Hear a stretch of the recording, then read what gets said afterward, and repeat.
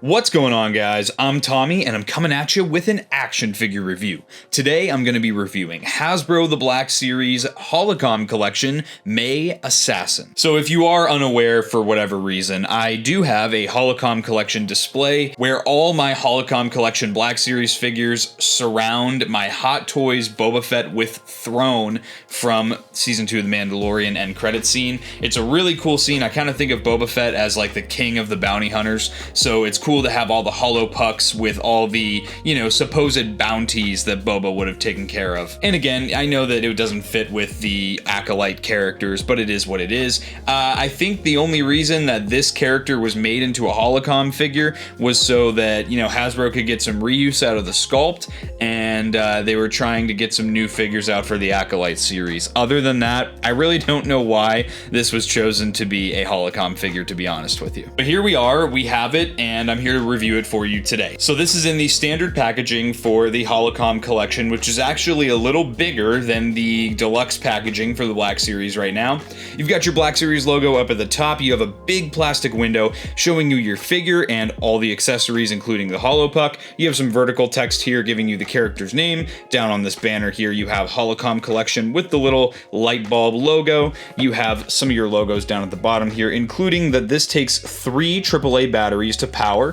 On this side here, you get a really nice Holocomm little portrait here of May. There's her bounty at 80,000 credits and the character's name down at the bottom. On the back of the box, you have a little promo shot of the product itself and some little things here in about 1,000 different languages. You have the hologram effect, you have the includes bounty chip that it lights up, and then we have this little bio here for the Holocomm collection. Receive the transmitted details of your next bounty with the Black Series Holocomm collection featuring light up holo pucks. And then down here you have all your legalese. Please don't feed this action figure to your babies. On this side you have a Black Series logo. On the bottom here, even more legalese, and on the top nothing except for all throughout the box you'll kind of see a hologram effect that was applied to the packaging. I do appreciate that little bit of extra effort they put into the display of this in box. It makes it just a little bit more exciting when you get these in the mail. So let's get this thing opened and we'll check it out.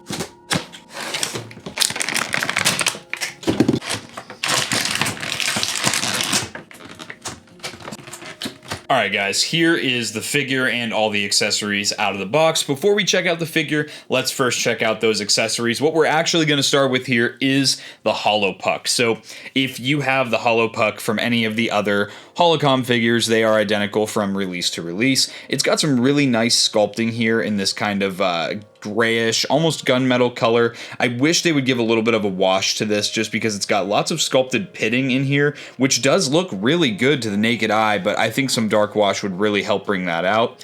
On the top here, they did give some light paint application to the edges of the little holo projector area of the puck. Here is blended in very nicely with the rivets here. You have a little button which will power it on and off. And on the bottom, it's pretty barren. You just have some of your legalese down here, as well as the little panel to put your batteries in. I would recommend a #1 size Phillips head screwdriver in order to remove the screw from the panel. And once you've got your 3 AAA batteries plugged in, just put the panel back on, screw that back in, and now we're ready to go with our holo puck. So if you press the button right here, all it does is just light everything up. You can't really tell on camera, but there's one blue light in the middle surrounded by 5 white lights. These all flicker and kind of glow on and off at almost at random. It's all on a pattern, to be realistic with you, but it seems very random.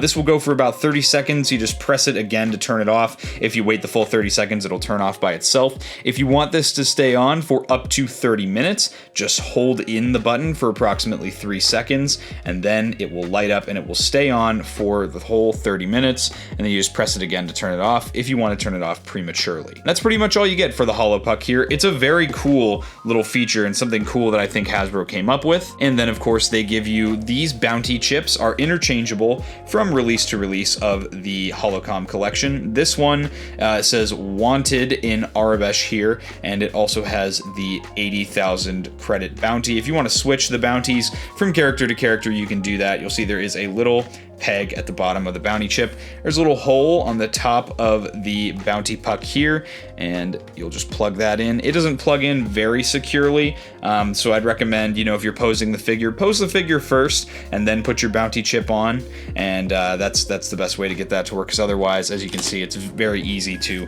knock off the bounty puck. Setting that off to the side, and now checking out the accessories for May. She, like her regular release in the Black Series, comes with 4 of these little throwing knives. Now, these are more likely to get eaten by the carpet monster than the regular release of May, because these are done in a translucent blue plastic. This is very small. These are very easy to lose, so make sure you keep track of these and keep tabs on them if you pick up this release, because they are very, very small and they are very easy to lose.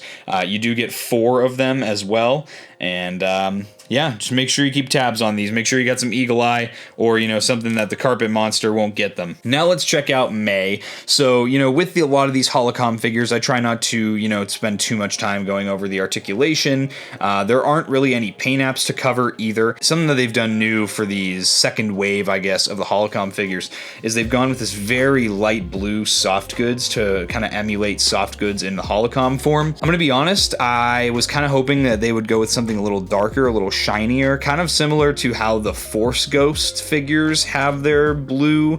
I don't know the difference in cost for that. You know, this is fine, I guess, but I honestly, I think it's just very jarring when you compare the color, the shade of this blue for this soft goods to the actual sculpt of the figure. There are no paint applications whatsoever on this figure because everything is just done in that translucent blue sculpt. You even have her little face mask here in that translucent blue sculpt, which we will probably remove ultimately, just because I'm not a huge fan of leaving this on the figure with her, you can see her face right through it, so I'm not a huge fan of that. Which actually, now that I'm thinking about it, interestingly enough, the regular release of May comes with an alternate little face scarf to have it down around her neck. This version of May does not come with that. Interesting that they omitted that accessory. Maybe it's because they were worried about like you removing the head. I don't know what's going on there. But all you do is just pop off the head. It's really easy to do. Oh, okay. So it looks like they actually just threw it underneath the other face scarf here. So it actually, they made it so that it fits over it on this release. That's interesting that they chose to do it that way.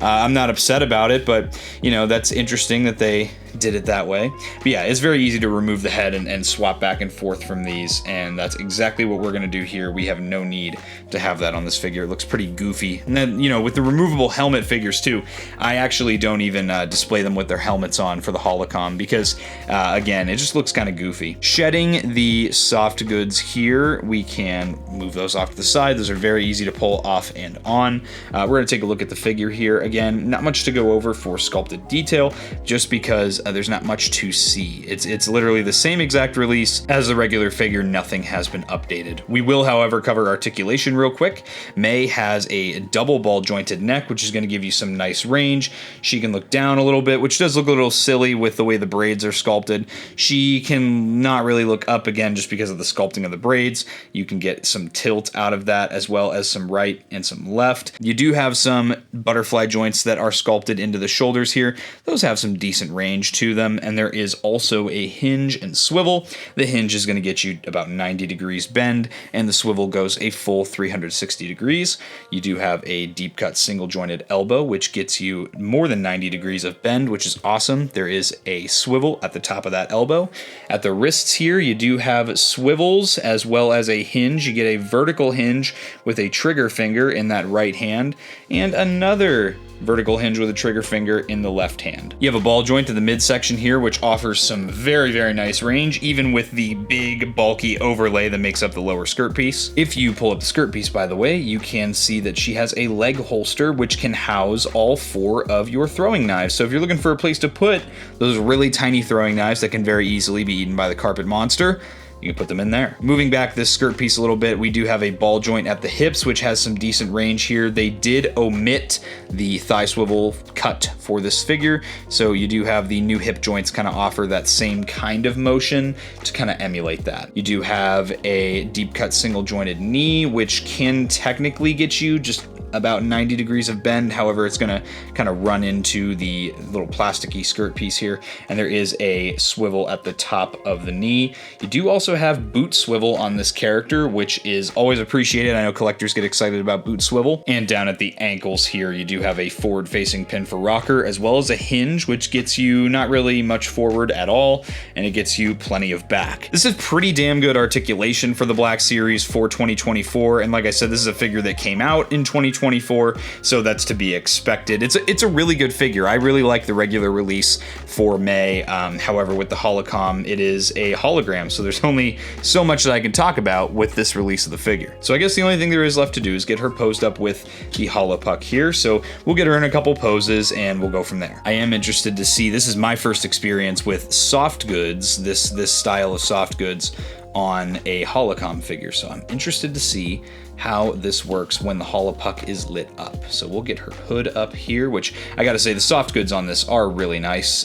They've shaped them really well, so you know this hood does fit over her head very naturally, which is in Black Series. If you're a Black Series collector, you know that can be pretty difficult sometimes getting those to work. I will say the throwing knives do fit very nicely into the hands. It's something that I really praised about the original release of this figure, was that the throwing knives could fit in reverse grip and in the forward grip into the hands very securely. I don't have to worry. They even passed the shake test, which is awesome. So it's great on Hasbro's part that they sculpted the hands to be able to actually hold these throwing knives here. So May does have some peg holes in the kind of towards the front of her feet, and then you do have 2 pegs in the base of the Holopuck. So you can just kind of squeeze her feet into those. They fit very snugly there. Like I said, we're just going to get her into more of a basic pose just for this first one here.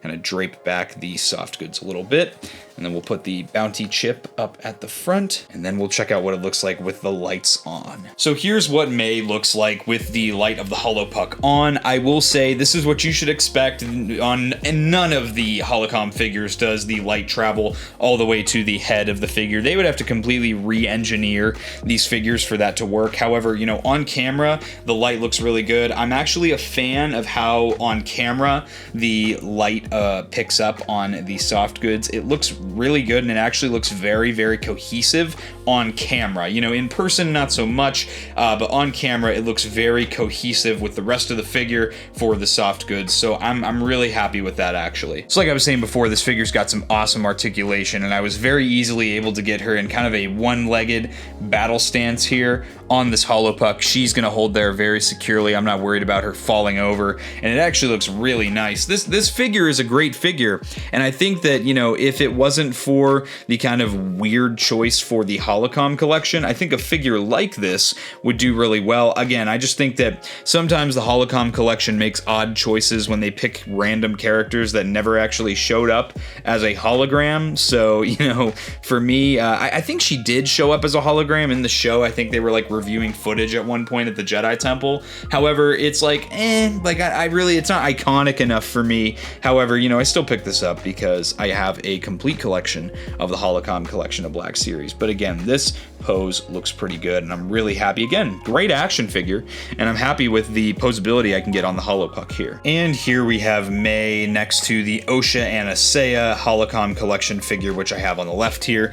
These guys look great together. Again, I think these are both great action figures. Again, at least having them as a pair, I feel like it's less of a head scratcher for the Holocomm collection, but again, I could totally see why these would be a pass for you. I know a lot of people don't like this series, so I completely understand. So all in all, what do I think of this release? I'm actually having a lot of fun. This is probably the most fun I've had posing one of the Holocomm figures, just because her knee and ankle joints are really, really stable compared to most Black Series figures recently. So it's very easy for me to get her into one-legged kind of running and action poses on this Holopuck, and I'm not worried that she's just going to fall over and knock over all my other figures. So ultimately, I'm personally very happy with this one. However, again, I could totally understand why this would be a pass for you as a collector. I think if you're just kind of looking for a figure to buy, maybe to get into the Holocomm line, this one actually might be fun just because it's a fun figure to pose, and I really enjoy this figure personally. However, again, like I said several times now, I completely understand if this is not for you. But with that being said, guys, I hope you enjoyed this review. If you did and you're not yet subscribed, subscribe to Blitz Transmissions. I've got awesome Star Wars content coming out all the time.